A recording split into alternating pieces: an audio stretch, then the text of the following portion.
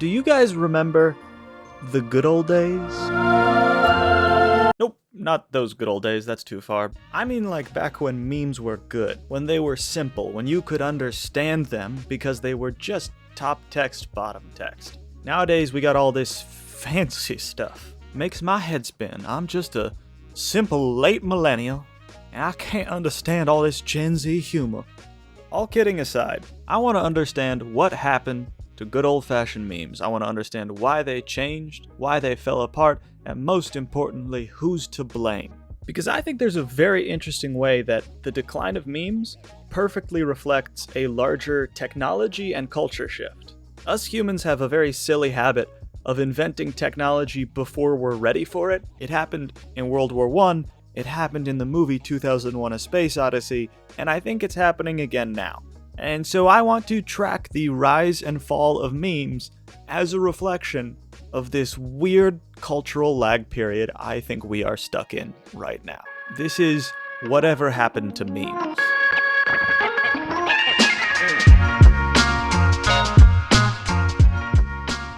Why do people tell each other jokes?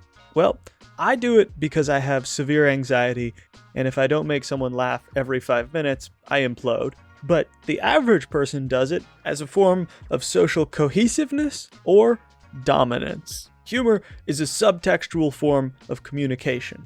In order to understand a joke, you have to understand non-literal language. And so if you can tell a joke well, it proves that you are socially well adapted. If you can tell a secret inside joke well, that proves that you are part of the same tribe as someone else, and that potentially you are more dominant socially than someone who does not understand that joke. I'm mentioning this because that's what memes are. They are inside jokes. It's not what they started out as. At first, memes were cute little zingers. They were easy to understand, like this one. This meme is easy to understand. It's a baby who is happy because he got accepted to college. Congratulations, little baby. The weird thing is that these cute one-liners became too accessible. I think there is a direct correlation between the rapid death of memes and our parents learning how to use Facebook. As soon as your mom started texting you memes, they became lame and icky. So we responded in two major ways. One is a physical shift in the type of internet platforms we used. We moved away from places like Facebook, where anyone, including our parents, could see what we posted, over to stuff like Reddit and Tumblr, where we could silo ourselves amongst other people who were more similar to us. And the other thing we did is culturally we adapted what the concept of a meme is. And the best way I can talk about this is by comparing memes to stand-up comedy, because all humor essentially evolves in the same structural way. Initially, it is accessible.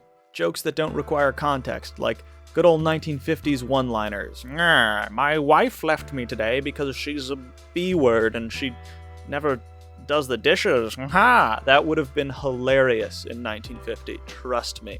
But after people become aware of the structure and repetitiveness of one-liners, they start to crave authenticity. Humor becomes a commentary on real life. It is dark, it is edgy, it is rebellious. But even edginess wears thin, and this is where people turn to surrealism and absurdism. In many ways, surrealism is the abstraction of normal humor, down to its absolute core elements, as a way of satirizing normal humor. And as much as I absolutely loved the surreal era of memes and absurdist comedians, it is one of the least sustainable forms of comedy because it is too meta. It is a dragon eating its own tail. This became a pressure cooker for disaster. You take meta, self-aware humor, combine it with highly isolated, siloed internet communities, and sprinkle on the fact that this is humor where many, many, many millions of people are simultaneously contributing instead of one single comedian, and you get a situation where humor will inevitably accelerate far too quickly for its own good. I think we essentially saw the accelerated life cycle of any given art form displayed in a highly compressed period of time. And I think that's how you eventually ended up with this image. I'm going to give you my highly over-detailed analysis of this image. So if you're one of those people that hated English class because you felt like it was extracting too much information from one sentence, you're going to hate this.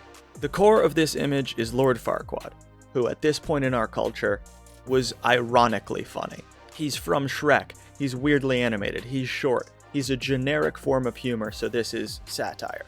On top of that, you have the letter E, which is a reference to the letter F, which obviously means rip, as a reference to Call of Duty. The image is heavily distorted. This is something that naturally happens to images when they are downloaded and re-uploaded.